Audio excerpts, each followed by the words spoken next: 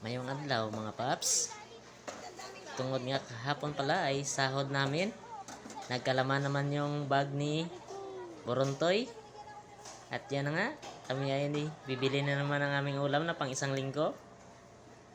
Yan, dyan. Dumaan kami dyan, bumili kami ng manok para daw adubuhin niya mamaya. I-upgrade niya daw yung luto niya. Manok na naman daw kasi puro na lang daw kami isda. Malangsa na daw kami. Kaya manok naman yung bibili namin. At yan na nga, dito na kami sa parting gulayan. Bibili kami ng mga lamas. At yung ama niya yung namimili. Si Bronto hindi makaik eh. Siya sana yung pipili ng mga lamas dyan. Dahil siya rin naman yung magbabayad. At ito mga paps, ito yung mga napamili namin. Ito yung mga pangsahog. Tapos ito yung manok. Tin tin tin. Tin. Tin tin tin tin. Tin tin tin tin tin tin tin tin. Tin mga paps. Ito yung kalawangin namin kalan mga paps. Tingnan niyo naman yan, naka-ready na yung kawali. Yan. Galing talaga ni Borontoy. Sindihan na yan. Yun, ang galing. Yan ang mga paps, sintayin natin si Borontoy dyan, magigisa na. Yan. Mantika. Yan mga paps. Alam nyo ng kasunod yan. Nilagay na yung bawang. Yan. Halo kay ubi, mga paps. Yan. Yan kasunod yan. Alam ko yan.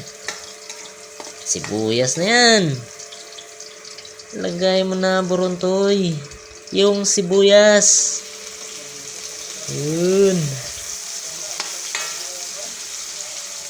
Grabe mga paps. Pag natikman nyo tong luto ni Borontoy, mapapasabi kayo ng oh my goodness.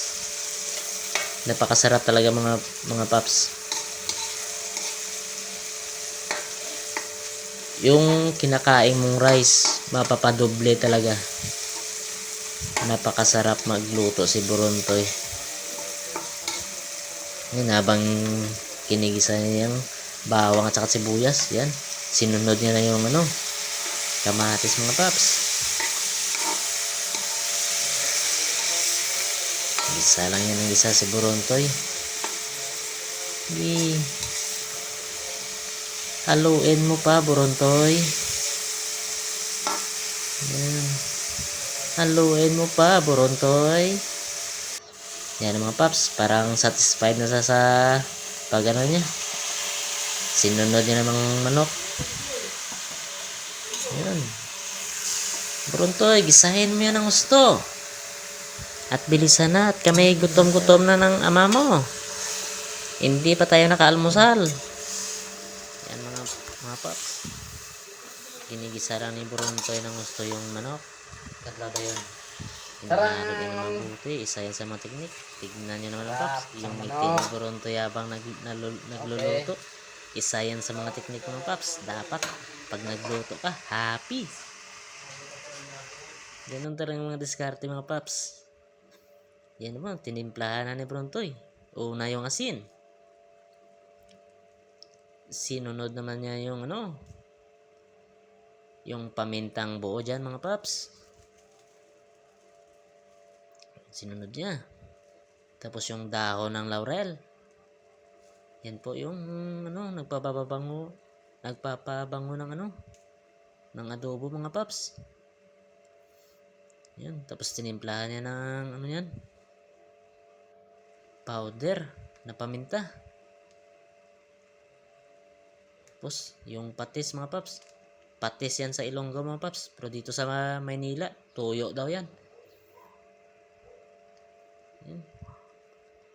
Yan, tapos dinagdagan niya mga paps kasi daw kulang daw yung yung unang lagay niya ng toyo. Kulang daw. Tapos dinagdagan niya. Basta si Borontoy hindi niya gusto yung basta may kulang yan sa pagluluto niya. Dagdagan niya talaga niyan. Alam niya ni Buruntoy kung kulang o sobra na yung nilalagay niya. Expert yan si Buruntoy mga paps sa pagluluto. Yan mga paps, naluka niya. Tinakpa na mga paps. Sinisili pala yan ni Buruntoy mga paps kung okay na. At yun, okay na daw mga paps. Nilagyan niya na yun ng ketchup para mas masarap daw. Yan yung magdagdag daw ng lasa mga paps. Diskarte ni Buruntoy talaga. Sinarasahan niya ng ketchup mga paps. Kasarap niyan. Yun. Hinalo niya uli. Antayin niya yan mga paps kung ano na, kung okay na siya. Nilagyan niya ng ketchup mga paps. Yan yung magpapasarap daw. Sabi niya sa amin. Tingnan niyo naman mga paps. Mula-mula na.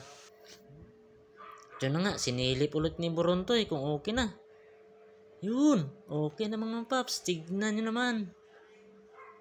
Napakaganda ng sa itsura pala mga paps. Mabubusog ka na. Lalo pa yung malagay yan sa kanin na 3 pinggan. Ubos yan mga paps. Napakasarap niyan. Oh my goodness.